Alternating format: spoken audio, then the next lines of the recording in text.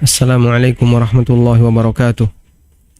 Alhamdulillahi rabbil alamin. Wassalatu wassalamu ala ashrafil mursalin Nabiina wa maulana Muhammadin wa ala alihi wa sahbihi ajma'in.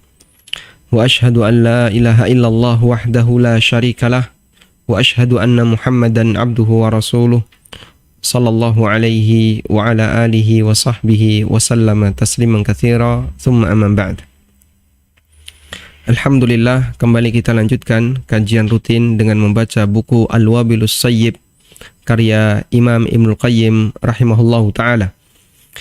Dan pada kesempatan kali ini yang akan kita baca adalah keterangan beliau masih berkaitan dengan keutamaan dzikir yang jumlahnya sangat banyak.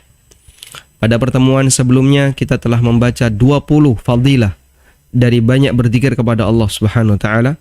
Berikutnya kita akan membaca mulai dari nomor ke-21. Baik. Qala al-musannifu rahimahullah, Ibnu Qayyim rahimahullah menyebutkan keutamaan dzikir al-hadiyatu wal-ishrun, keutamaan dzikir yang ke-21. Beliau mengatakan, annama yadhkuru bihil abdu rabbahu. Dzikir yang diucapkan oleh sang hamba ketika dia memuji Rabbnya azza wa jalla min jalalihi, baik bentuknya mengagungkan Allah dengan mengijlal Allah, mengagungkan Allah, dan ijlalullah min jalalihi, berzikir dengan mengagungkan Allah, misalnya dengan mengucapkan Allahu Akbar, dengan mengucapkan Allahu Akbar, Allahu Azza wa Jal, dan seterusnya. Wa tasbihihi, atau dengan mengucapkan tasbih, tahmid, dan kalimat-kalimat zikir yang lainnya. Kata Ibnu Qayyim rahimahullah, yudzakiru bisahibihi 'inda syiddah. Maka zikir itu akan mengingatkan pelakunya ketika dia dalam kondisi terjepit, ketika dia dalam kondisi membutuhkan. Faqad rawal Imam Ahmad rahimahullahu taala. Imam Ahmad meriwayatkan dalam Al-Musnad dari Nabi sallallahu alaihi wasallam annahu qala, beliau bersabda. Hadisnya diriwayatkan oleh Imam Ahmad, Ibnu Majah, Al-Bazzar dan yang lainnya dari Nu'man bin Bashir. Dinilai sahih oleh Al-Hakim dan kata beliau sesuai dengan syarat Muslim. Walam yata'aqqabhu adz-Dzahabi, dan tidak ada komentar dari Adz-Dzahabi. Dulu pernah kita sampaikan ya. Jadi Adz-Dzahabi menilai ulang hadis atau kitab hadis Al-Mustadrak yang ditulis oleh Imam Al-Hakim. Apabila ada hadis bermasalah, maka beliau kasih keterangan dhaif atau hadis bermasalah, dan kalau sahih beliau kasih keterangan sahih, dan kadang Imam Adz-Dzahabi tidak memberikan komentar. Dan dinilai sahih oleh Al-Busiri dalam Misbahuz Zujajah. Bagaimana bunyi hadisnya? Nabi SAW bersabda, inna mimma tadhkuruna min jalalillahi azza wa jalla. Zikir yang kalian ucapkan dengan mengagungkan Allah azza wa jalla, minat tahlil, baik bentuknya tahlil, takbir, tahmid, dan zikir-zikir yang lainnya. Yata'atafna haulal arsy, tersebar di sekitar arsy. Zikir itu tersebar di sekitar arsy. Yata'atafna, ta'atafa yata'atafu, artinya akrab. Yata'ataful jaran, dua tetangga yang saling akrab, sehingga mereka saling berkunjung, sering ketemu, sering ngobrol bareng. Yata'atafna haulal arsy, zikir itu tersebar di sekitar arsy. Lahunna dawiyun kadawiyin nahli, zikir itu mengeluarkan suara berengeng sebagaimana suaranya lebah. Ya, kita bisa dengerin ya bagaimana lebah ketika berada di dekat sarangnya. Ya. Zikir itu bersuara sebagaimana layaknya suaranya lebah. Yudzakirna bisahibihinna. Ngapain mereka bersuara seperti itu di sekitar arsy? Yudzakirna bisahibihinna. Dia menyebut-nyebut orang yang berzikir. Zikir itu bersuara di sekitar arsy, menyebut-nyebut orang yang berzikir. afala yuhibbu ahadukum ayyakuna lahu ma yudzakiru bihi? Tidakkah kalian menyukai ketika ada sesuatu yang menyebut nama dirinya, sehingga zikir itu tersebar di sekitar arasy dan menyebut-nyebut nama orang ini?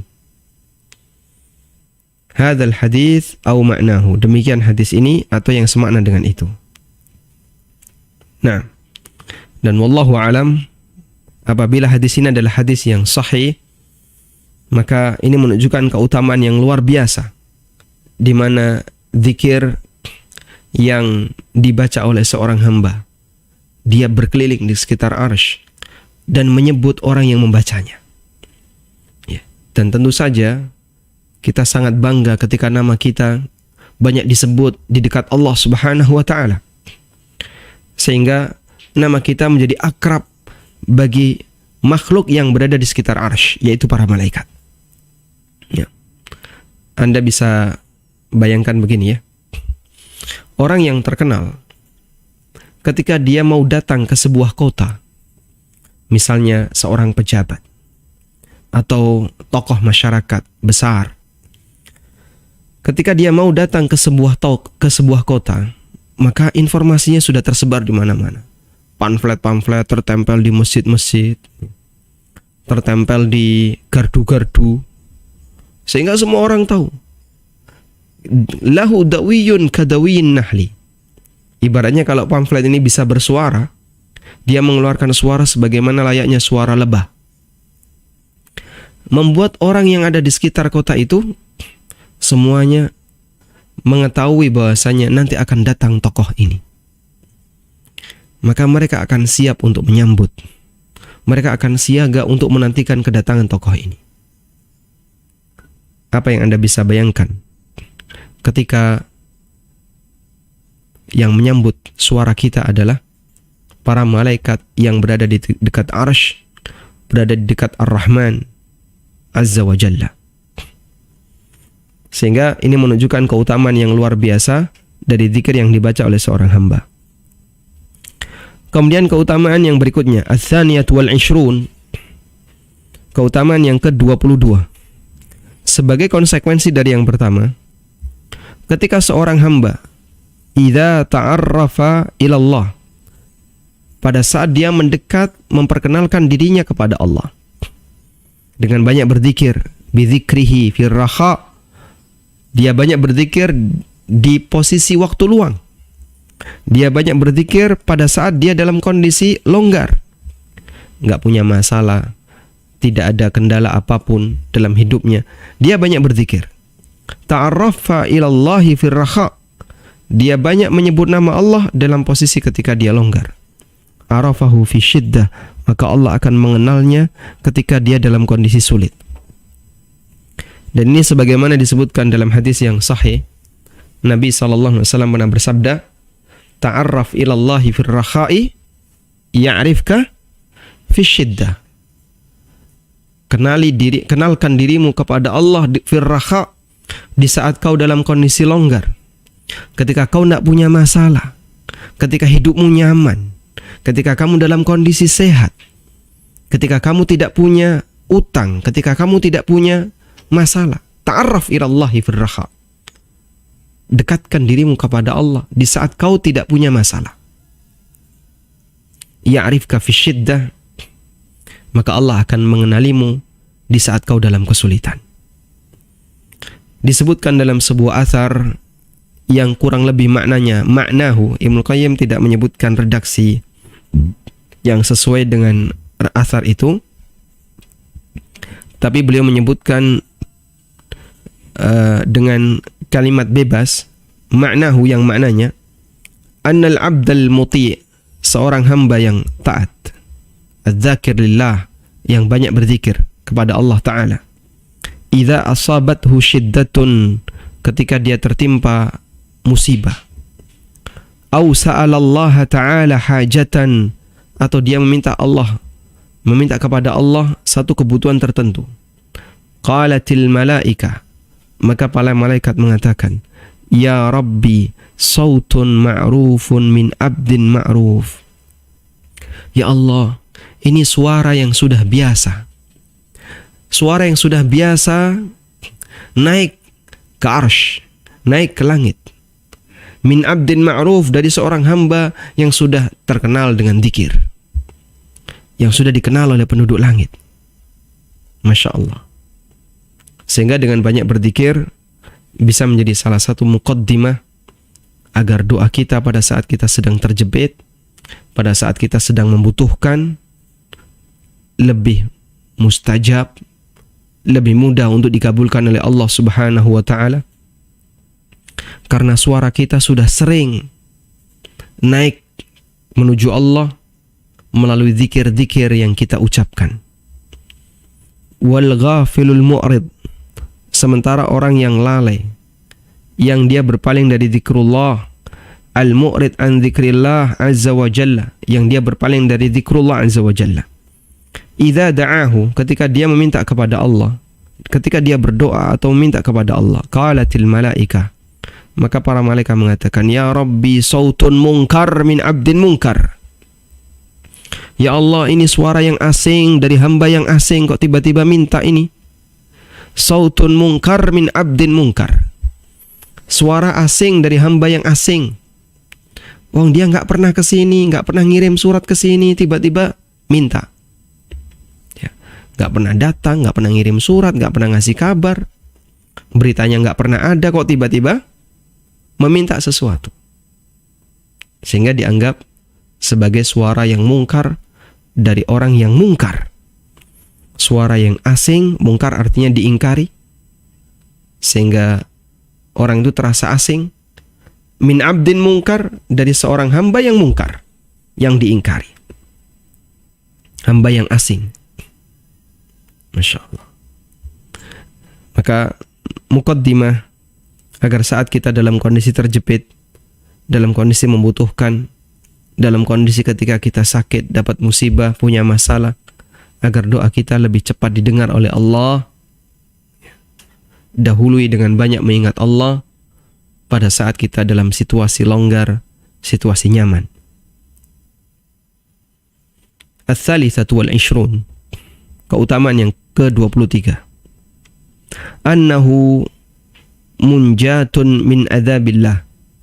Zikir merupakan penyelamat dari azab Allah. Sebagaimana dikatakan oleh Mu'adz radhiyallahu anhu, wa yurwa marfu'an, dan diriwayatkan secara marfu', ma amila adamiyun amalan, tidak ada amal yang dilakukan oleh seorang hamba, anjalahu min adzabillah, yang lebih menyelamatkan pelakunya dari azab Allah azza wa jalla, min zikrillah, dibandingkan amal berupa zikrullah. Nah, coba kita lihat di footnote. Ini sudah pernah kita baca, taqaddama takhrijuhu, pada halaman, takhrijnya sudah pernah kita sampaikan pada halaman 84.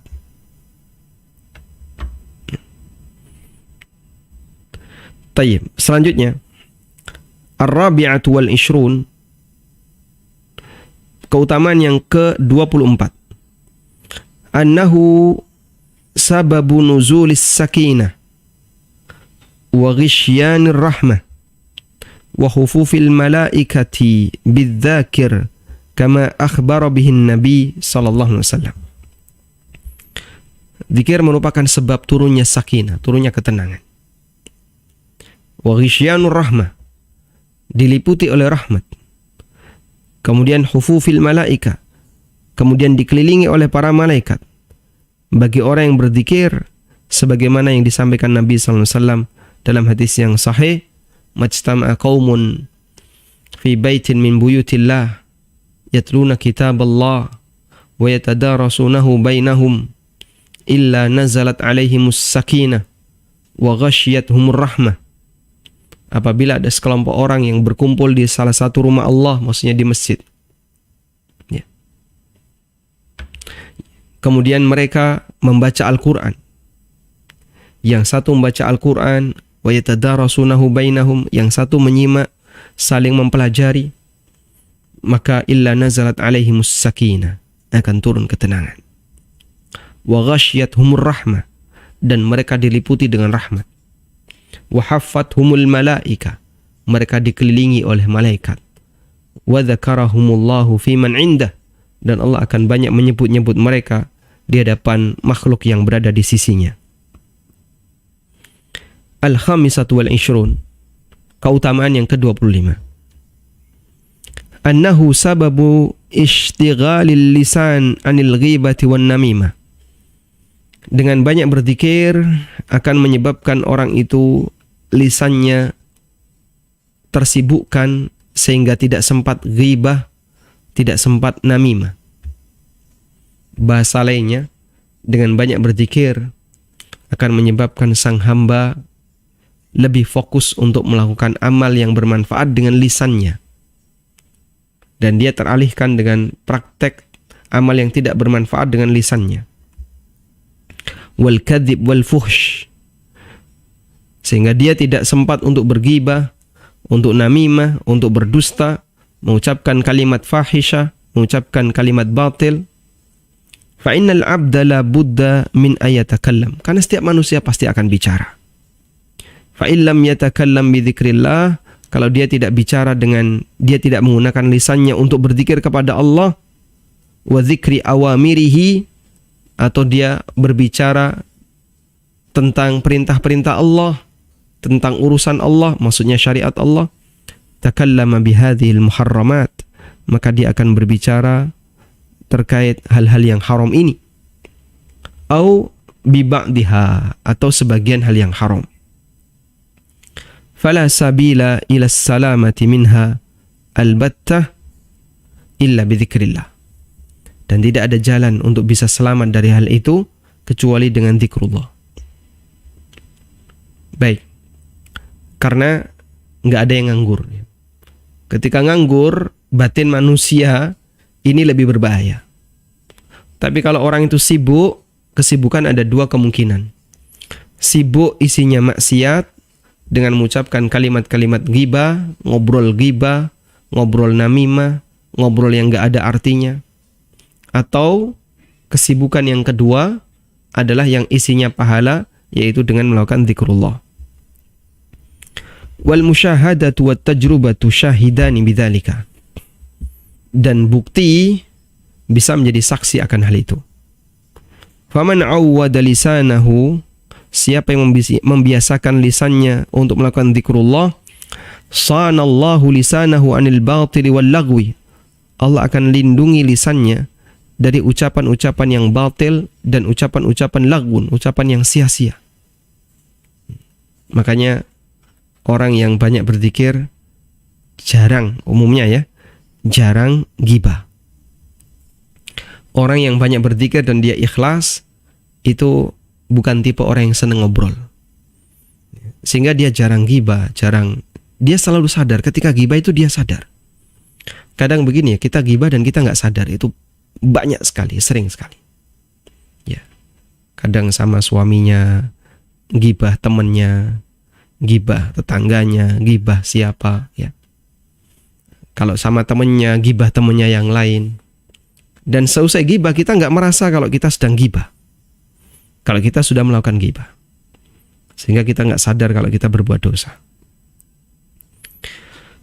Waman yabisa lisanuhu an dzikrillahi ta'ala tarattaba bikulli batilin wa lagwin wa fuhshin. Tapi siapa yang lisannya kering dari zikrullah, maka Allah akan basahi lisannya dengan berbagai kebatilan, ucapan-ucapan lagwun sia-sia, wa fuhshin, ucapan-ucapan fahisha, ngomong jorok, wala haula wala quwata illa billah. Nah, kemudian keutamaan berikutnya, as-sadisatu wal ishrun, yang ke-26.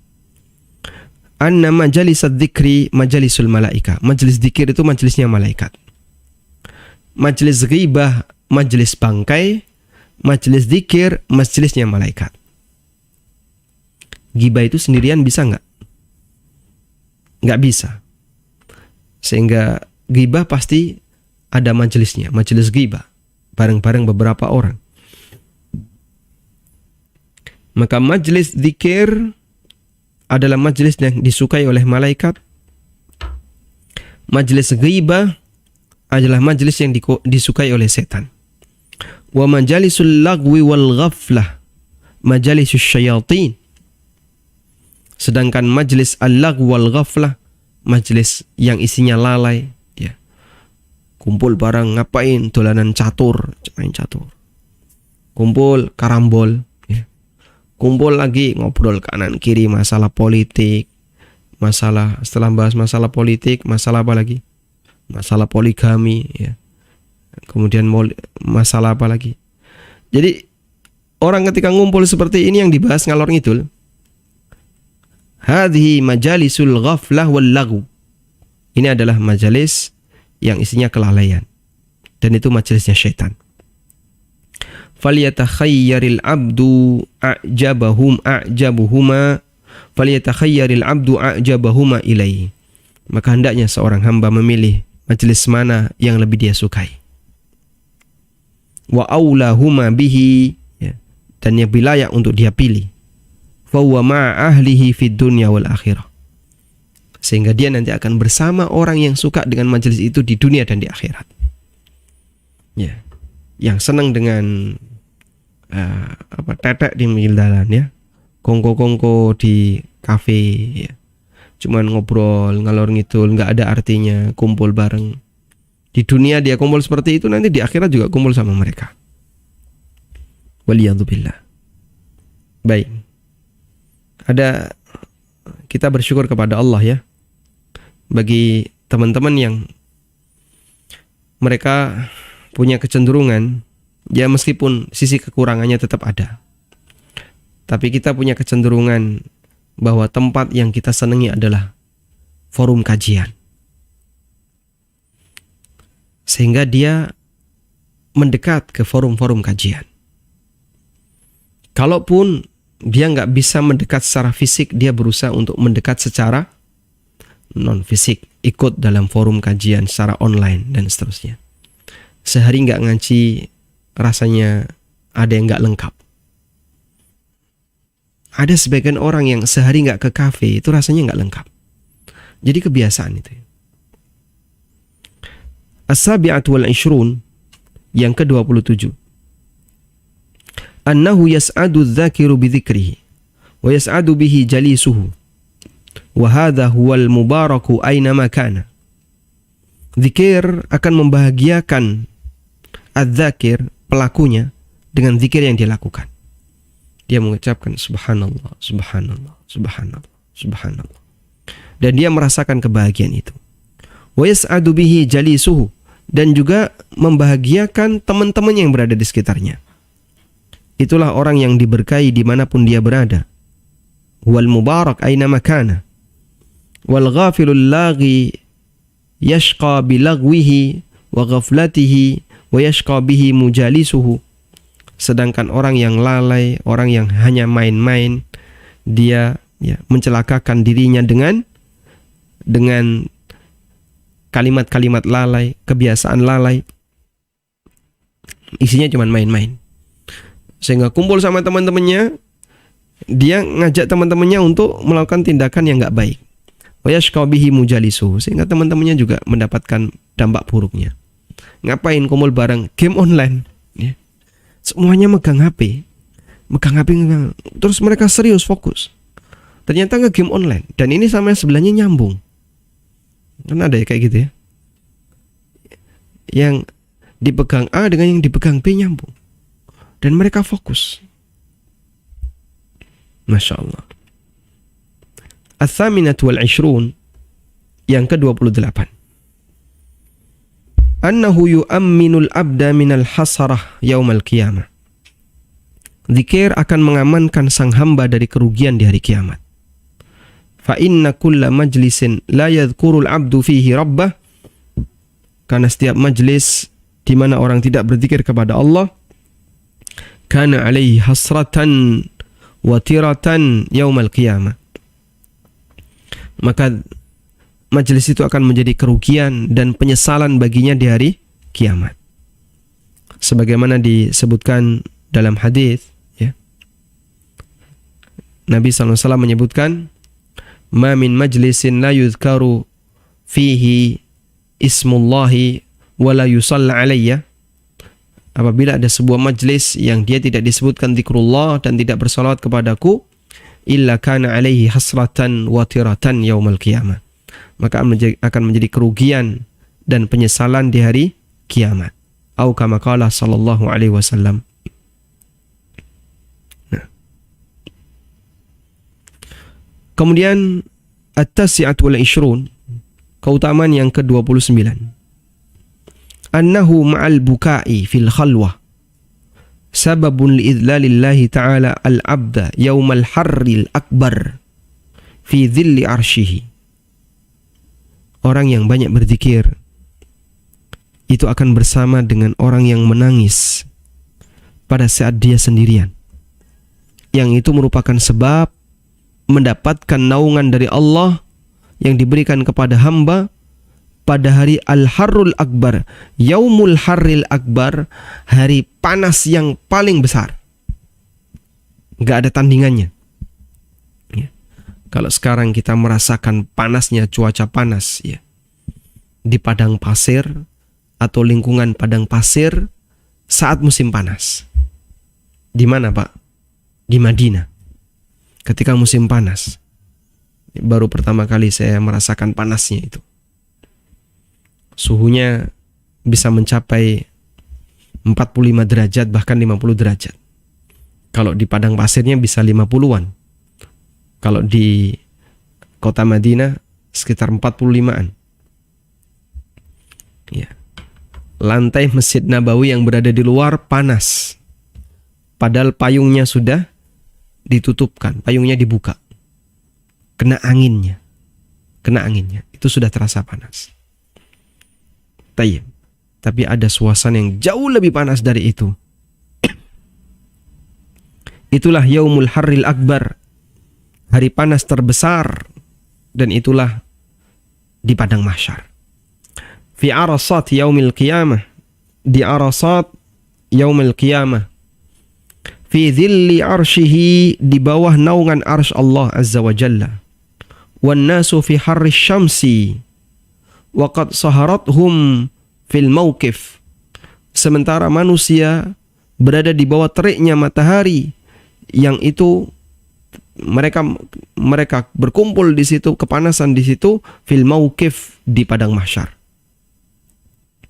Wa hadza dzakir, sementara orang yang rajin berzikir ini, mustadhillun bi dhilli arsyir rahman, dia bernaung di bawah naungan ar-Rahman azza wa jalla. Wallahu alam. Di sini Ibnu Qayyim tidak menyebutkan dalilnya. Kenapa orang yang rajin berzikir dikumpulkan dengan ini? Karena kalau kita perhatikan dalilnya adalah hadis Nabi SAW riwayat Bukhari Muslim. Sab'atun yudhilluhumullahu fi dhillihi yawma la dhilla illa dhilluh. 7 orang yang akan dinaungi oleh Allah di bawah naungannya pada hari di mana tidak ada naungan kecuali naungan Allah. Ya, kemudian Nabi SAW menyebutkan imamun adil dan seterusnya. Salah satunya adalah warajulun, dan orang yang dzakarallaha khalian, dia mengingat Allah di posisi kesendirian. Dzakarallaha khalian, dia mengingat Allah, dia berzikir kepada Allah ketika sendirian. Fafadat ainahu, kemudian air matanya tumpah, sehingga dia tidak berzikir di keramaian. Dia bukan tipe orang yang nangis ketika diajak nangis, ya. Tapi dia nangis di posisi kesendirian, mengingat Allah Subhanahu wa ta'ala, lalu dia nangis. Dan hadis ini menunjukkan keutamaan berzikir kepada Allah di posisi sendirian, dan tidak menyebutkan waktunya. Apakah itu harus ketika tahajud, Pak Ustaz?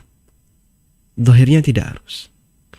Karena teks hadisnya dzakarallaha khalian fafadat aina, dia mengingat Allah saat dia sendirian. Fafadat ainahu, kemudian air matanya tumpah. Dan kata Ibnu Qayyim, yang rajin berzikir akan dibersamai dengan orang ini. Al-buka fil khulwah, orang yang nangis ketika dia sendirian, pada saat dia tidak ada temannya berzikir kepada Allah, maka akan mendapatkan naungan dari Allah Subhanahu wa taala. Tapi sekali lagi Ibnu Qayyim tidak menyebutkan dalilnya. Artinya baik zikirnya itu di tempat umum maupun ketika sendirian, kata Ibnu Qayyim, dianggap sama. Kemudian as-salasun yang ke-30. Anal ishtighala bihi sababun li ata'illahi dzakira afdala ma yu'tis sa'ilin. Orang yang sibuk berzikir akan menjadi sebab Allah memberikan anugerah kepadanya. Allah akan berikan kepada az-zakir, orang yang rajin berzikir tadi, afdala ma yu'tis sa'ilin, yang lebih baik dibandingkan orang yang rajin berdoa. Yang lebih baik dibandingkan orang yang rajin berdoa. Fafil hadis, disebutkan dalam hadis dari Umar bin Khattab radhiyallahu anhu, Rasulullah sallallahu alaihi wasallam bersabda, Allah berfirman, "Man syaghalahu dzikri an mas'alati, a'taituhu afdala ma u'tis sa'ilin." Siapa yang sibuk untuk berzikir kepadaku sehingga dia enggak sempat berdoa, dia enggak sempat untuk meminta. Dia sibuk berzikir sampai dia tidak sempat an mas'alati, untuk berdoa kepadaku, meminta kepadaku. Maka aku akan berikan kepadanya yang lebih baik dibandingkan apa yang aku berikan kepada as-sa'ilin, orang-orang yang banyak meminta. Nah, hadisnya riwayat Bukhari dalam At-Tarikh Al-Kabir dan dalam Khalqu Af'alil Ibad. Dan disebutkan oleh Ibnu Hibban dalam Al-Majruhin tentang biografi perawinya, ada Sofwan bin Abi Sahba waqal, dan beliau mengatakan hadza maudhu', orang ini maudhu', ya, ma rawahu illa hadza syekh, tidak meriwayatkan hadis kecuali syekh ini. Dan juga disebutkan oleh Ibnu Jauzi dalam Al-Mawdu'at. Wa nuzi'a fi dzalika, tapi kedua ulama tadi dibantah tentang penilaian ini, dan hadis ini dinilai hasan oleh Ibnu Hajar. Ya. Kemudian disebutkan oleh As-Suyuti, lahu syawahid qad tanfa'u, punya banyak faktor, punya banyak riwayat pendukung. Dan Ibnu Abdul Bar dalam At-Tamhid setelah menyebutkan hadis ini, beliau mengatakan laisa yaji'u bihadzal hadits wa ma 'alimtu illa bihadzal isnad. Taib, intinya ulama berbeda pendapat ya tentang keabsahannya. Ulama berbeda pendapat tentang penilaian hadis ini, apakah hadis ini sahih, hadis ini hasan ataukah dhaif. Nah, dan mohon diperhatikan dalam Al-Wabilus Sayyib, Ibnu Qayyim tidak memberikan jaminan bahwa hadis di buku Al-Wabilus Sayyib semuanya sahih. Dan beberapa kali kita telah membaca hadis-hadis dhaif yang disebutkan oleh Ibnu Qayyim dalam Al-Wabilus Sayyib. Kita lanjutkan. Al-Hadiyatu was-Salasun, keutamaan yang ke-31. Annahu aisaral ibadati wa huwa min ajalliha wa afdaliha. Ain annahu aisarul ibadat. Dzikir itu termasuk ibadah yang paling gampang. Meskipun zikir itu ibadah yang sangat agung dan mulia. Karena gerakan lisan itu ringan. Akhaffu harakatil jawari wa aisaruha. Gerakan lisan itu adalah gerakan anggota badan yang paling ringan. Ya. Coba misalnya seperti saya ngisi kajian ya, selama 1 jam. Ini lisan saya, mulut saya bergerak dalam waktu 1 jam. Ya. Andai kan itu saya pakai untuk senam atau berlari, 1 jam saya nggak kuat. Ibu-ibu ya, kadang kumpul sama tetangganya, 2 jam itu nggak terasa. Ya Pak, 2 jam itu nggak terasa. Loh, ngerti-ngerti kok sudah asar. Tadi kumpulnya jam berapa? Mulai duhur, Duhur sampai asar. Itu ngobrol dan mereka bicara seperti itu, gerakan suara. Padahal mereka kalau senam 2 jam nggak kuat dia. Maka dalam zikir di situ terjadi gerakan anggota badan yang paling ringan. Walau taharraka udwun min a'dha'il insan fil yaumi wal laylah biqadri harakatil lisanihi la syaqqa alaihi ghayatal masyaqqah bal la yumkinuhu. Andaikan ada anggota badan manusia yang melakukan gerakan, maksudnya anggota badan yang lahir ya. Kalau yang di dalam seperti jantung kan bergerak terus. Paru juga bergerak terus, dia mengembang mengempis. Andaikan ada anggota badan manusia yang lahir seperti tangan, kaki, kepala misalnya, dia bergerak dalam sehari semalam seperti gerakan lisan, pasti akan mengalami kepayahan, bahkan tidak mungkin dilakukan. Dan tidak mungkin. Ya. Makanya Nabi SAW menyebut zikir itu khafifah fil lisan, ringan di lisan, ringan di ucapan, tapi disukai dengan Ar-Rahman, disukai oleh Allah. Ya. Nabi SAW menyebutkan dalam hadis riwayat Bukhari, kalimatani, ya, habibatani indar Rahman, khafifatani fil lisan, thaqilatani fil mizan. 2 kalimat yang dicintai oleh Ar-Rahman, ringan di lisan, berat di timbangan. Subhanallah wa bihamdihi subhanallahil azim. Ya, memang ringan di lisan. Subhanallah wa bihamdihi subhanallahil azim. Subhanallah wa bihamdihi subhanallahil azim. Ringan di lisan. Kemudian yang ke-32, annahu ghirasul jannah. Dengan zikir orang itu sedang menanam bibit di surga. Diriwayatkan oleh At-Tirmidzi dalam jami'-nya. Jami' Tirmidzi ya, Sunan Tirmidzi itu. Karena pada asalnya itu adalah kitab jami', tapi karena digabungkan dengan kitab sunan yang lain maka lebih dikenal dengan Sunan Tirmidzi. Dari hadis Abdullah bin Mas'ud radhiyallahu anhu, Rasulullah sallallahu alaihi wasallam bersabda, "Laqitu Ibrahim lailata usriya bi." Aku ketemu Ibrahim di malam ketika aku Isra. Di malam Isra Mi'raj. Faqala, lalu Ibrahim memanggil, ya Muhammad. Wahai Muhammad, aqri ummataka minnis salam. Sampaikan salam dariku untuk umatmu. Masya Allah. Sampaikan salam dariku untuk umatmu. Salam dari siapa? Dari siapa? Nabi Ibrahim alaihissalatu wassalam. Wa akhbirhum, dan sampaikan kepada mereka, annal jannata tayyibatu turbah. Surga itu tanahnya sangat bagus.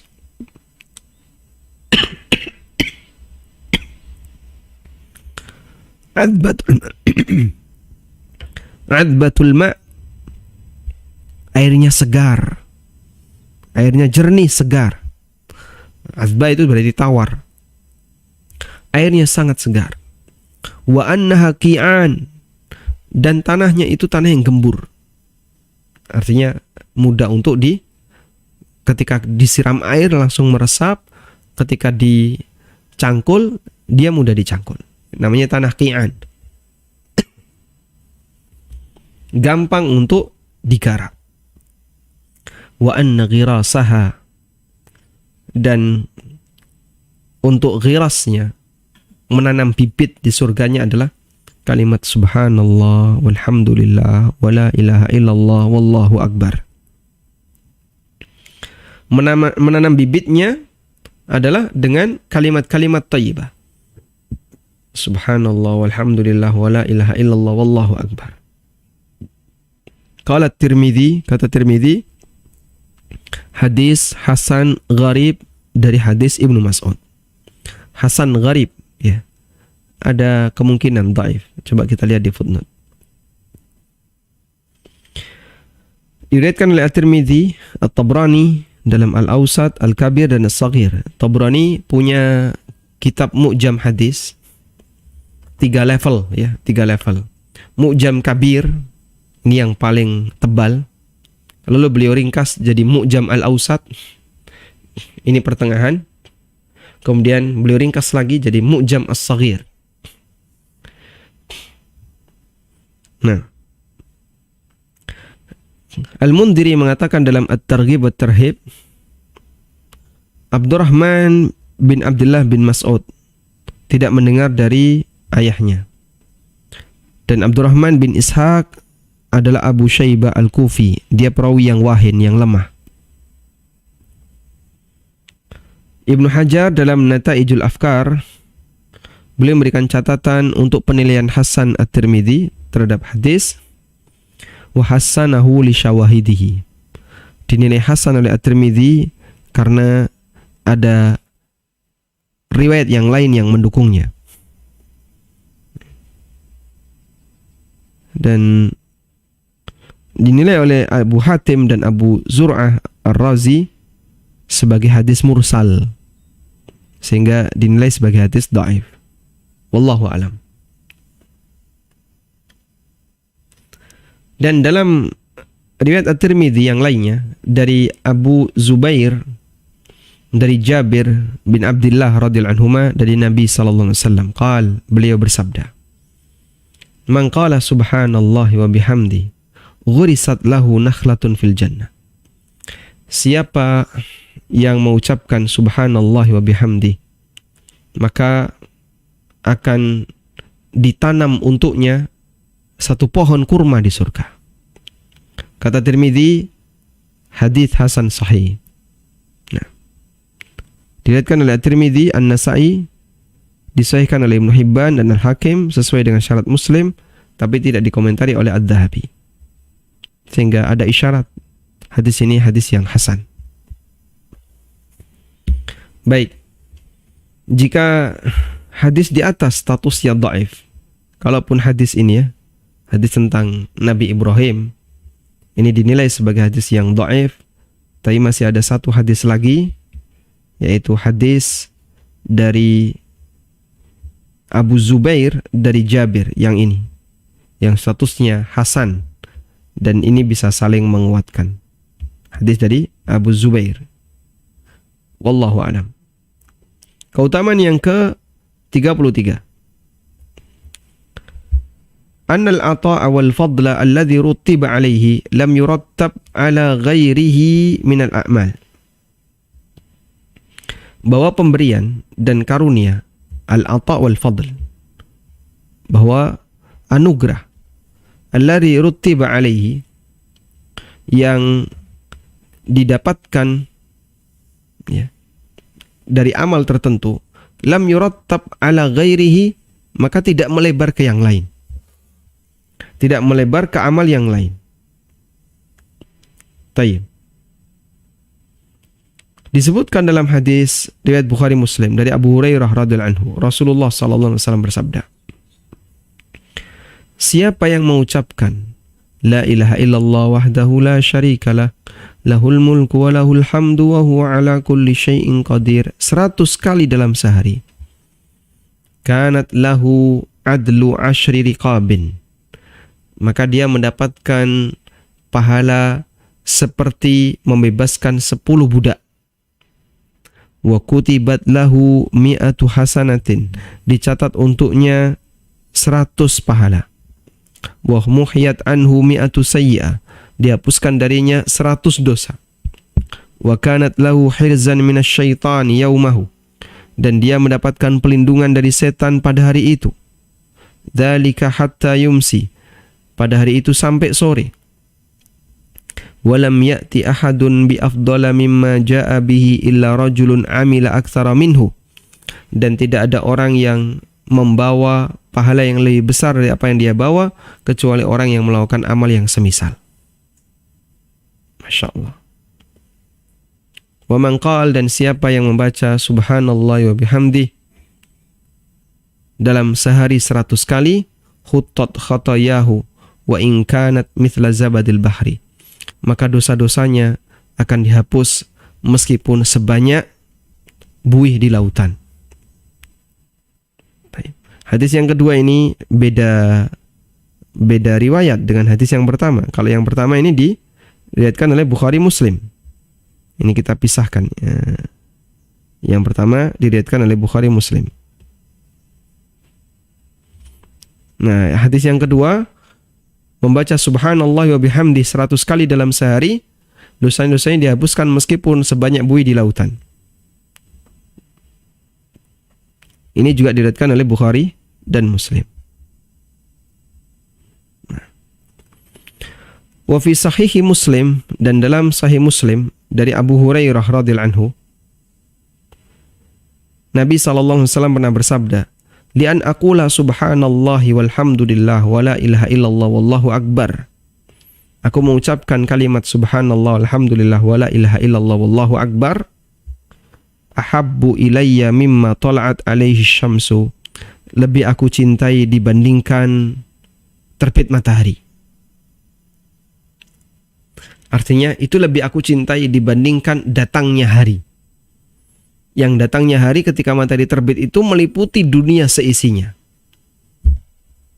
Sehingga bahasa lainnya, mengucapkan subhanallah wa bihamd walhamdulillah wa la ilaha illallah wallahu akbar, lebih beliau cintai daripada dunia seisinya. Wa fit Tirmidzi, dan dalam riwayat Tirmidzi,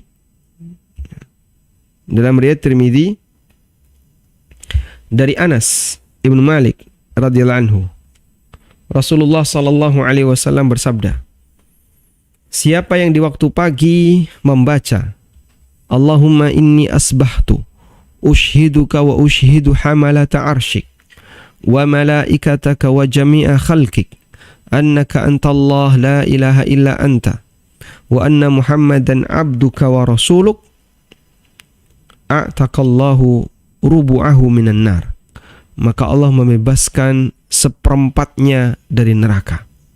Allah bebaskan seperempat orang ini dari neraka.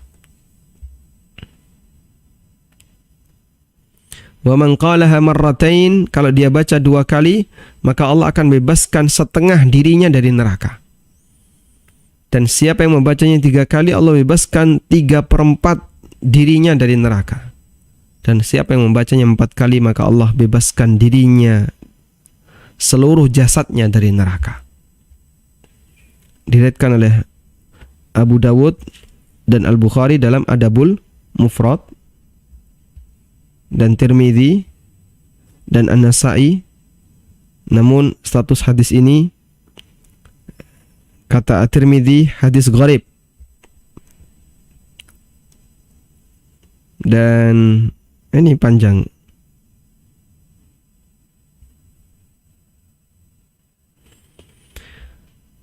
Dan waqala al-musannif, dan Ibnu Qayyim dalam Zadul Ma'ad menilai hadis ini hasan, dan dinilai hasan juga oleh Al-Hafidz Ibnu Hajar. Tapi hadis ini dinilai dhaif oleh Syalbani.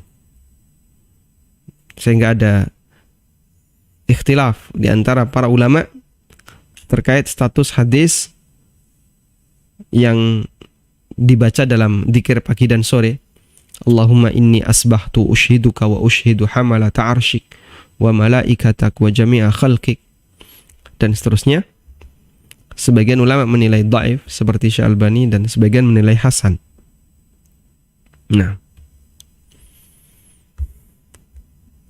wa fihi, dan juga disebutkan dalam riwayat At-Tirmidzi dari Thauban bahwasanya Rasulullah sallallahu alaihi wasallam bersabda, "Man qala hina yumsi," barang siapa yang di waktu sore, wa idza asbaha,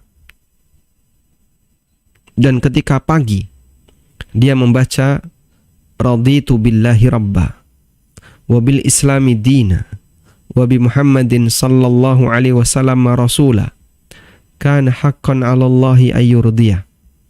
Siapa yang setiap pagi dan sore membaca raditu billahi rabba wa bil islami dina wa bi Muhammadin sallallahu alaihi wasallam rasula, maka sudah selayaknya Allah meridainya. Kana haqqan 'ala Allahi ayyurdiyah, maka Allah akan meridainya. Hadisnya diriwayatkan oleh At-Tirmidzi, At-Tabrani. Kata Tirmidzi hasan gharib, dinilai hasan oleh Ibnu Hajar, tapi dinilai oleh Adz-Dzahabi hadis gharib. Tafarrada bihi Uqbah. Ini ada perawi namanya Uqbah tapi sendirian. Ya. Dan nampaknya dinilai dhaif oleh Syalbani dalam silsilah ad-dhaifah. Nah, zikir pagi sore yang kita baca sehari-hari tidak semuanya sahih ya, menurut penilaian Syalbani, dan itu yang dipakai acuan oleh Al-Ustadz Yazid Jawas dalam buku beliau kumpulan zikir dan doa menurut Al-Quran dan Sunnah. Beliau lebih condong kepada penilaian Syalbani. Tapi dalam Hisnul Muslim itu dicantumkan oleh Syekh Dr. Wahab Al-Qahtani, dan beliau terkadang menggunakan penilaian yang disampaikan oleh Syekh bin Baz dalam Tuhfatul Ikhwan. Syekh bin Baz punya kumpulan buku doa dan zikir tapi nggak begitu terkenal, namanya Tuhfatul Ikhwan.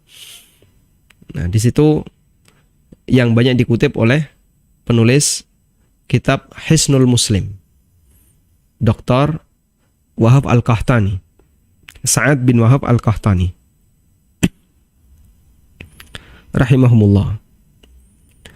Wa fi Tirmidzi, dan dalam Sunan Tirmidzi Nabi sallallahu alaihi wasallam bersabda, "Man dakhala suq," barang siapa yang masuk pasar lalu dia membaca la ilaha illallah wahdahu la syarikalah, lahul mulku wa lahul hamdu, yuhyi wa yumit, wa huwa hayyun la yamut, biyadil khair wa huwa ala kulli syai'in qadir. Kataballahu lahu alfa alfi hasanatin, maka Allah akan catat untuknya 1.000.000 pahala. Wa maha anhu alfa alfi sayyi'ah, dan Allah hapuskan darinya 1.000.000 dosa. Wa rafa'a lahu alfa alfi darajah, dan Allah akan angkat 1.000.000 derajat untuknya. Ini juga ulama beda pendapat ya. Kata Abu Hatim Ar-Razi, hadal hadithun munkarun jiddan. Hadis ini mungkar sekali. Dalam sanadnya ada Azhar bin Sinan, statusnya dhaif, dan diriwayatkan oleh Ibnu Majah. Kemudian disebutkan oleh Ibnu Qayyim dalam Tahdzib Sunan Abi Dawud, hadza hadithun ma'lul la yathbutu mithluhu. Hadis ini cacat ya, dan la yathbut mithluhu, enggak sahih yang kalimatnya seperti ini. Juga keterangan Al-Bukhari dalam Ilalul Kabir karya Tirmidzi, hadza haditsun munkar, hadis munkar. Ya. Meskipun ada sebagian ulama yang mengumpulkan beberapa riwayat dan menilainya hasan, seperti keterangan Syalbani. Sehingga ada perbedaan pendapat di kalangan para ulama terkait doa masuk pasar. Apakah hadisnya sahih ataukah tidak? Tayyib. Andaikan hadis-hadis itu sahih, maka menunjukkan keutamaan yang luar biasa dari zikir-zikir tertentu yang kita baca, baik ketika pagi sore maupun ketika masuk pasar. Dan silahkan Anda baca dengan mengacu kepada penjelasan ulama yang mengatakan hadis itu hasan. Kita berharap semoga bisa menjadi tambahan amal dalam masalah fadhail amal. Hadis yang ringannya lemah itu masih bisa dijadikan sebagai acuan. Hadis yang kemudian keutamaan yang ar-rabi'atu wa thalathun, keutamaan yang ke-34.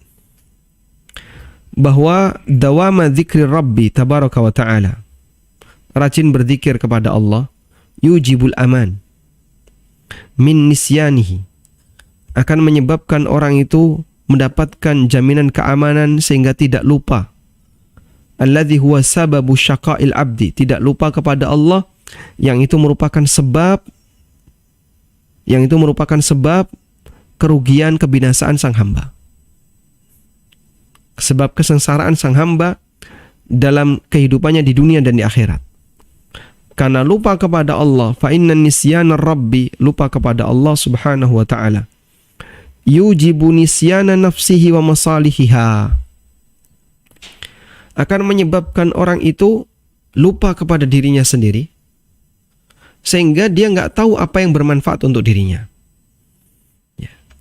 Siapa yang melupakan Allah, maka Allah akan membuat dia itu lupa kepada dirinya sendiri, sehingga dia tidak melakukan perbuatan yang bermanfaat untuk dirinya. Sebagaimana yang Allah firmankan di surat Al-Hasyr, وَلَا تَكُونُوا كَالَّذِينَ نَسُوا اللَّهَ فَأَنْسَاهُمْ أَنفُسَهُمْ ulaika humul fasikun. Janganlah kalian menjadi orang yang lupa kepada Allah, maka Allah buat mereka lupa kepada dirinya sendiri. Dan tafsir Ibnu Katsir, maksudnya adalah Allah jadikan orang ini lupa untuk melakukan perbuatan apa yang bermanfaat baginya, sehingga dia dalam kondisi kerugian. Kenapa kok saya tidak diingatkan? Kenapa kok saya... Ya, kadang begitu ya. Misalnya begini, ada orang yang tidur, padahal dia harus masuk jam kantor, atau membuat laporan, atau harus menemui klien. Intinya semua itu menguntungkan bagi dunianya. Tepat jam 5 pagi ya, misalnya ya, atau tidur siang, nanti tepat jam 3 sore saya harus ketemu klien, kalau enggak gagal. Kemudian dia tidur siang, ketiduran, bablas sampai jam 5. Jam 5 bangun dia. Kira-kira gimana? Hah? Nyesel dia. Nyesel. Mungkin dia akan marah pada istrinya, memarahi anaknya, memarahi kanan kiri. Kenapa saya nggak dibangunin? Kenapa saya? Gitu kan? Dia kehilangan sesuatu yang menurut dia sangat bermanfaat bagi dia, padahal itu hanya urusan dunia. Ini gara-gara saya telat bangun, jadinya peluang itu hilang. Gara-gara saya telat bangun, saya telat masuk kantor, dimarahi sama atasan. Ya. Nah, coba sekarang bayangin, kita beraktivitas dalam keseharian kita, dan hamba melakukan hal yang bermanfaat ketika dia dikasih hidayah oleh Allah, diberi taufik oleh Allah. Maka ada sebagian orang yang dia tenggelam dalam masalah yang sama sekali tidak memberikan manfaat bagi kehidupannya. Sibuk dengan sesuatu yang nggak ada manfaatnya, karena tidak diberi hidayah oleh Allah Subhanahu wa taala. Itulah orang yang dijadikan oleh Allah, dia lupa kepada dirinya sendiri. Allah jadikan orang ini lupa kepada dirinya sendiri. Ulaika humul fasikun. Itulah orang-orang yang fasik. Sehingga kalau orang ini sadar, pasti dia akan menyesal. Kenapa saya tidak, kenapa, gitu kan? Dia pasti akan menyesal. Ketika dia sadar, maka yang muncul adalah penyesalan, jamaah. Makanya jadilah hamba yang berusaha untuk dekat, ingat kepada Allah, dekat dengan Allah, karena dengan itu semoga Allah Subhanahu wa taala tidak menjadikan kita lupa kepada diri kita. Wa idza nasiyal 'abdu nafsahu, ketika sang hamba itu lupa kepada dirinya, maka dia akan meninggalkan sesuatu yang bermaslahat bagi dirinya. Dia akan melupakannya dan sibuk melakukan sesuatu yang tidak bermanfaat untuk dirinya. Fahalakat wa fasadat wala budda, pasti dia akan binasa. Sebagaimana orang yang punya tanaman, punya kebun, punya binatang ternak atau yang lainnya, mimma solahuhu, yang itu sangat dia butuhkan, yang itu merupakan harta berharganya, wa falahuhu, keberuntungannya, bita'ahudihi, dia perhatikan, dia rawat dengan baik, wal qiyami alai, dia rawat dengan baik, fa'ahmalahu wa nasiyahu, tiba-tiba dia tinggalkan, dia lupakan. Justru dia lebih sibuk dengan yang lain, sehingga dia menyia-nyiakan apa yang bermanfaat baginya. Fa innahu yafsudu wala budda, pasti orang ini akan binasa. Wa hadza ma'a imkani qiyami ghairihi maqamahu fihi. Padahal itu terjadi ya, ada orang yang bisa menggantikannya. Fa kaifa dhannu bi fasadi nafsihi wa halakihi wa syaqaihi idza ahmalaha wa nasiha. Padahal untuk ngurusi kambing tadi ya, ngurusi kebun tadi, Dia bisa taruh orang lain. Tolong ini diuruskan ya, saya mau safar. Sekarang kalau ngurusi diri kita sendiri, mau digantikan siapa? Tidak ada. Ketika Allah nggak ngasih hidayah, kemudian sang hamba lupa kepada dirinya sendiri, maka itu akan menjadi kebinasaan baginya. Washtagalla an masalihiha, sehingga dia meninggalkan apa yang bermanfaat bagi dirinya. Wa attala mura'atiha, dan dia tidak memperhatikannya. Dia tidak ngurusi dirinya, apa yang bermanfaat bagi dirinya. Fama syi'ta min fasadin walakin wa khaybatin wa khurman. Ya. Maka itu semuanya adalah sumber kebinasaan, kehancuran, kerugian. Wa hadza huwa alladhi sara amruhu kulluhu furuta. Itulah orang yang seluruh urusannya itu rusak, seluruh urusannya itu binasa. Fanfarata alaihi amruhu, sehingga urusannya itu ya gagal. Wa dha'at masalihuhu masalihuhu, apa yang bermanfaat baginya itu tersia-siakan. Wa ahatat bihi asbabul qutu' wal khaybah wal halak, sehingga dia diliputi dengan kerugian. Dan tidak ada cara untuk bisa aman dari hal ini kecuali dengan banyak berzikir kepada Allah. Wallahaji bihi, ya, dermimil zikir, membasahi lisan dengan zikir. Selalu lisan itu basah dengan zikir. Wa ayyunzilahu manzilata hayatihi allati la ghina lahu anha. Dia posisikan zikir itu sebagaimana sumber kehidupannya yang tidak bisa dia tinggalkan. Atau seperti nutrisi dia. Idza faqada fasada jismuhu halak. Kalau dia enggak kehilangan nutrisi itu, maka dia badannya akan sakit. Atau seperti air pada saat dia sangat kehausan. Atau seperti pakaian saat dia kepanasan atau kedinginan. Wa bimanzilatil kin. Al-kin mananya adalah huwa ma yaruddul har wal barat minal abniya wal masakin. Semua properti yang bisa menjadi penghalang manusia agar tidak kemanasan atau kedinginan, seperti rumah dan seterusnya.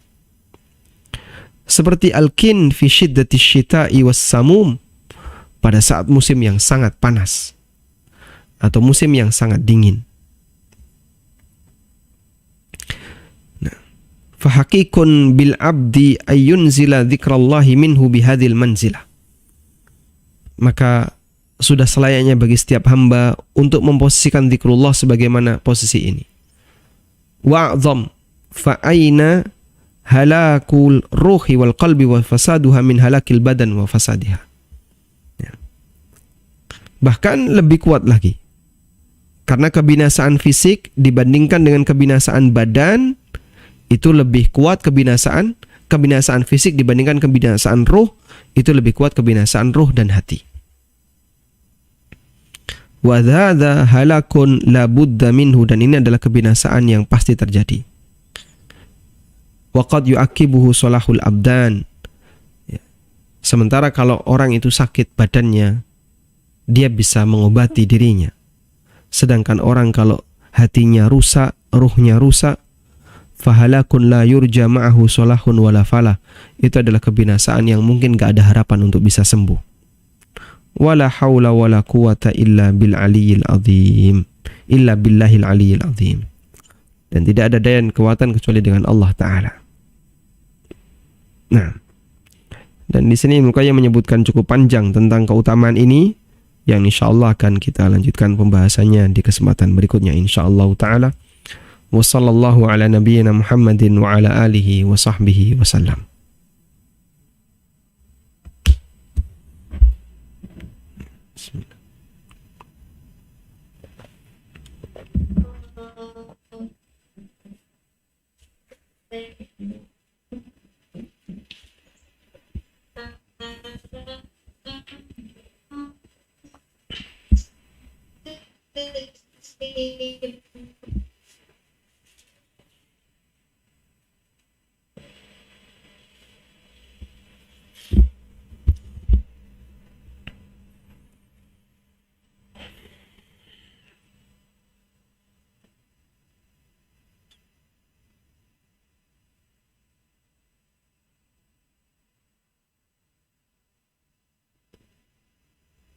Baik, silahkan diulang.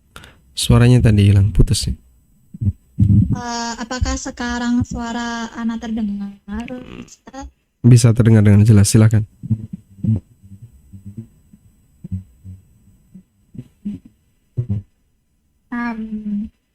Ya, pertanyaan pertama, pertanyaannya datang dari Australia. Di tempat kami ada masjid yang membuat acara sholat tahajud untuk anak-anak muda pada tanggal 31 Desember. Ada juga organisasi lain yang membuat acara kumpul-kumpul untuk remaja perempuan atau olahraga untuk remaja laki-laki, tetapi beda tempat. Upaya ini dilakukan sebagai program alternatif untuk menghindarkan remaja dari acara kumpul-kumpul yang tidak jelas, misal nonton kembang api di kota.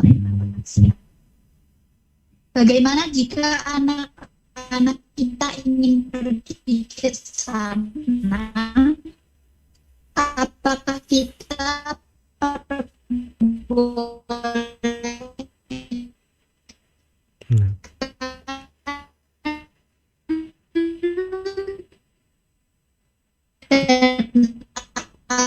apakah termasuk merayakan tahun baru yang diperbolehkan? Jazakumullahu khairan, Ustaz. Baik. Wallahu alam, yang kami pahami begini ya. Jadi pertama kita sepakat bahwa tahun baru Masehi di sini sama sekali tidak ada hubungannya dengan syariat Islam dan bahkan lebih dekat kepada perayaan orang kafir. Sehingga bagi kaum muslimin keberadaan tahun baru seperti ini ya sama saja sebagaimana hari yang lain. Sekarang tanggal berapa? 29. 29 dengan 30. Kita misalnya sekarang di tanggal 29. Malam tanggal 30. Ada apa di malam ini? Ya tidak ada apa-apa. Biasa saja kita beraktivitas biasa, normal, seperti biasa.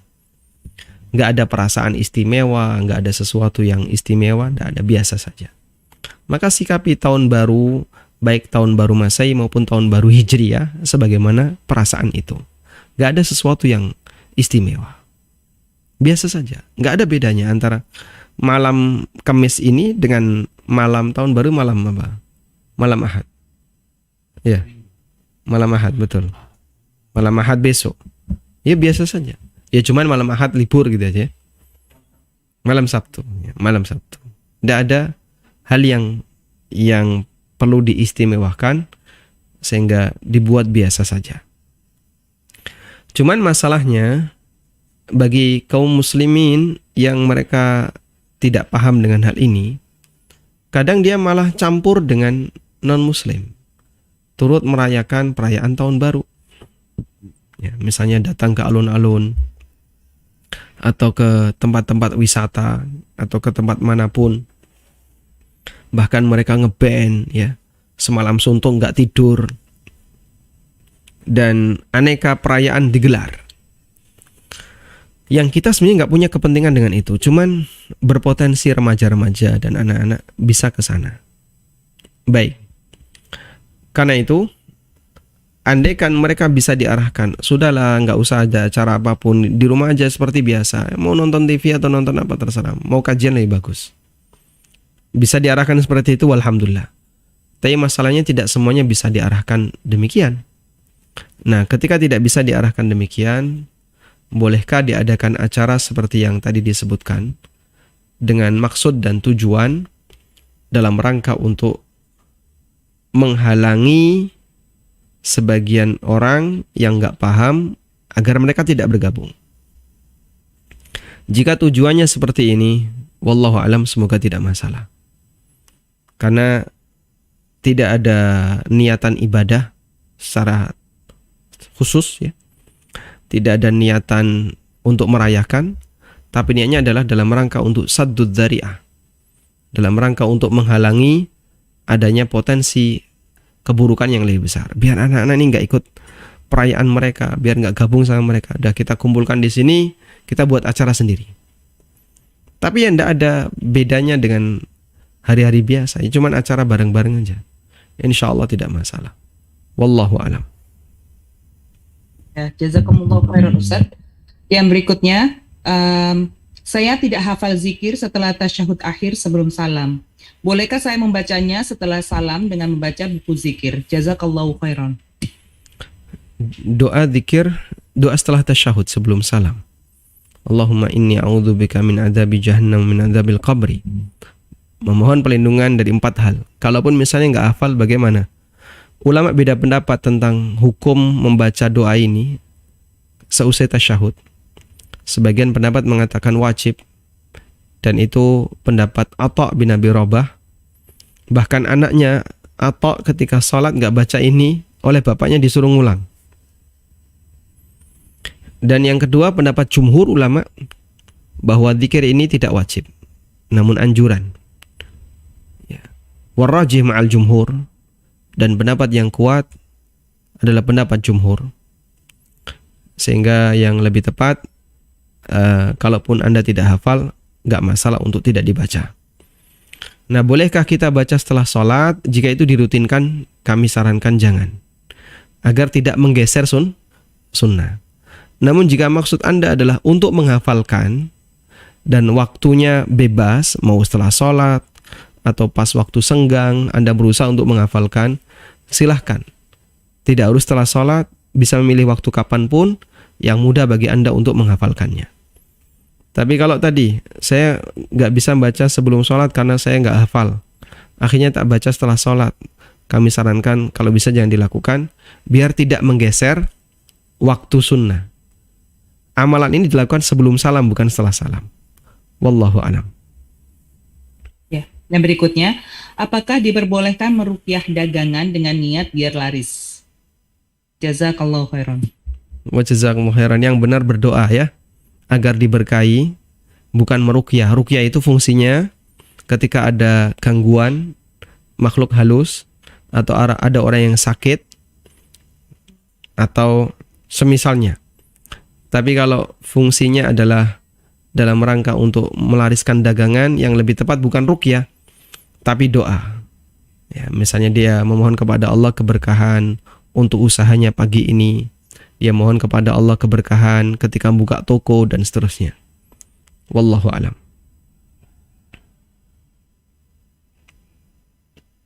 Ya, yang berikutnya, Ahsanallahu ilaikum Ustadz. Izin bertanya di luar tema, apakah anak zina yang telah dewasa dan tidak pernah dinafkahi semasa hidupnya perlu diberikan jatah dalam wasiat sang ayah? Jazakallahu khairan. Barakallahu fikum. Anak zina berarti dia tidak punya bapak ya, dan dia tidak pernah dinafkahi. Apakah perlu diberikan jatah wasiat? Kalau bapak, wasiat itu kan atas kerelaan pemilik harta. Sehingga kalau bapak biologisnya mau melakukan seperti itu ya silahkan. Dan dia berhak memberikan wasiat kepada anak zina ini. Karena anak zina ini bukan ahli waris. Dan wasiat kepada selain ahli waris, hukumnya boleh. Seperti anak angkat, anak zina. Kalau ibunya dia dapat warisan, tapi kalau dari bapaknya dia nggak dapat. Maka di posisi ini dia berhak untuk dapat wasiat, tapi wasiat itu atas kerelaan orang tua, atas kerelaan pemilik, bukan disetting sama penerima wasiat.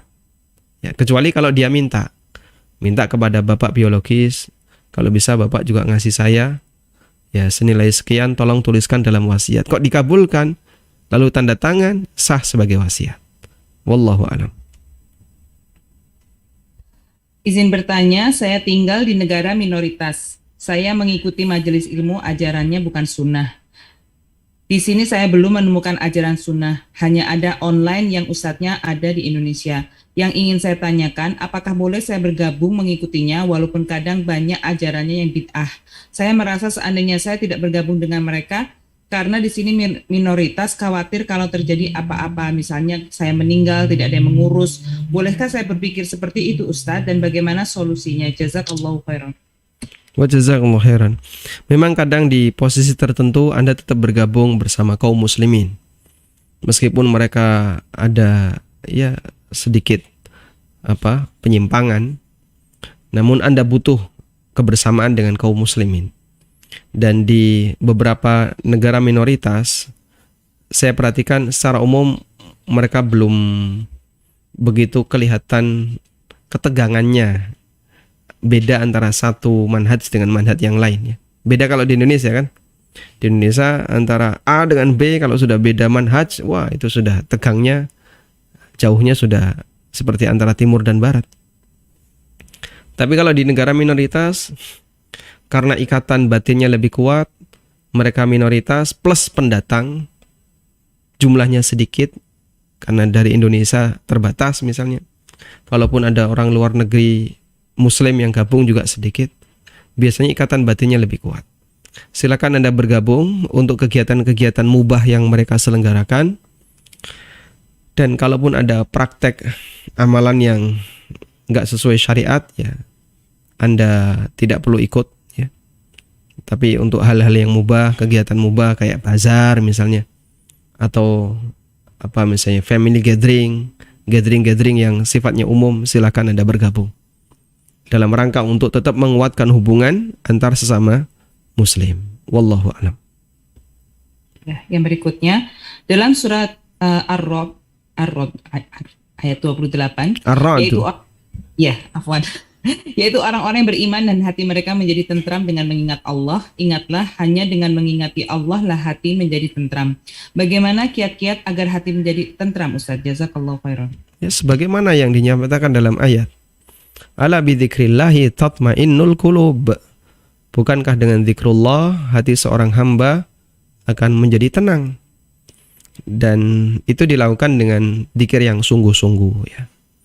Memperhatikan maknanya, memperhatikan kandungannya, bukan sebatas terucap di lisan, tapi juga diiringi dengan perenungan dalam batin. Kemudian ketenangan juga bisa kita dapatkan pada saat kita berdoa kepada Allah, sehingga Anda berdoa menyampaikan kebutuhan Anda. Apapun yang Anda merasa saya sangat butuh kepada anugerah Allah, karunia Allah, silahkan diminta. Dan itu bisa kita lakukan antara adzan dan iqamah, menunjukkan kalau kita adalah hamba yang fakir di hadapannya. Ketenangan juga bisa kita dapatkan saat kita membaca Al-Quran dan merenungi maknanya. Bagi yang bisa merenungi, ketenangan bisa kita dapatkan dengan membaca buku-buku ulama. Kemudian juga membaca karya-karya mereka. Ketenangan bisa kita dapatkan ketika mendengarkan murattal. Ada banyak ketenangan yang bisa didapatkan oleh seorang muslim yang itu tidak dimiliki oleh non-muslim. Sehingga non-muslim ketika mau mencari ketenangan, apa yang mereka lakukan? Senam yoga. Itu yang masih muda. Sing wis tua, yang sudah tua, mereka apalagi kalau ditinggal sama keluarganya, anak-anaknya nggak ada yang mau ngurusi, paling ke taman, udah jalan-jalan, udah pulang, selesai. Itu non-muslim. Seorang muslim, Masya Allah, Allah anugerahkan anugerah batin yang luar biasa yang tidak dimiliki oleh non-muslim. Adalah ketenangan jiwa, ketenangan ketenangan hatinya ketika dia dekat dengan Allah Subhanahu wa taala. Nah, yang berikutnya, saya seorang marketer gamis, akadnya wakalah, di mana saya menjadi wali bagi agen tersebut untuk mempromosikan atau menjualkan produk-produknya. Bolehkah saya mengkreditkan gamis-gamis yang ready ataupun PO karena ada beberapa yang maunya dikredit? Bagaimana hukumnya, Ustadz? Jazakallahu khairan. Jika tidak diperbolehkan, mohon solusinya. Anda sebagai wakil ya, bagi produsen, wakil itu tasarruful wakil, tasarruful muwakkil. Apa yang dilakukan oleh wakil itu mengikuti instruksi dari yang mewakilkan. Sehingga kalau pertanyaan Anda, bolehkah dikreditkan, bolehkah di PO, dan seterusnya, ya tergantung dari yang punya barang. Produsennya nyuruhnya apa? Oh, nyuruhnya jual tunai saja, berarti Anda harus jual tunai. Produsen membolehkan untuk jual kredit, silahkan jual kredit. Sehingga kalau ada permintaan yang baru tidak sesuai instruksi dari muwakil, tidak sesuai instruksi dari produsen, Anda minta izin ke produsen. Ini ada yang minta kayak gini, boleh ndak? Kalau mereka mengizinkan, walhamdulillah, silahkan dilanjutkan. Kalau tidak, ya ditolak aja. Karena posisi Anda hanya sebagai wakil. Nah, Ya, yang berikutnya Ustadz. Terakhir, insya Allah. Apakah kalimat istighfar juga termasuk dengan berzikir? Misalnya kita senantiasa mengucapkan astagfirullah wa atubu ilaih. Apakah kita juga akan mendapatkan pahala atau keutamaan seperti pahala berzikir? Demikian, jazakallahu khairan Ustadz. termasuk ya, dan Ibnu Qayyim memasukkan ini di Al-Wabilus Sayyib, di keutamaan awal-awal dulu yang pernah kita singgung. Dengan banyak berzikir maka akan dilapangkan rizkinya, akan dilapangkan rizki pendapatannya, dan itu adalah atau itu diisyaratkan. Ibnu Qayyim mengambil kesimpulan ini berdasarkan hadis man lazamal istighfar, barang siapa yang rutin melakukan istighfar, rajin beristighfar, maka Allah Subhanahu wa taala akan melapangkan rizkinya. Dan sebagaimana yang Allah firmankan dalam Al-Qur'an di surat Nuh, faqultu astaghfiru rabbakum innahu kana ghaffara yursilis samaa'a 'alaikum midrara wa yumdidkum bi amwalin wa banin. Aku sampaikan kepada mereka, istaghfiru rabbakum, perbanyaklah istighfar kepada Rabb kalian, innahu kana ghaffara, sesungguhnya dia zat yang maha pengampun, yursilis samaa'a 'alaikum midrara, Allah Ta'ala akan mengirim hujan deras kepada kalian, wa yumdidkum bi amwalin wa banin, Allah akan lapangkan harta dan anak keturunan kepada kalian.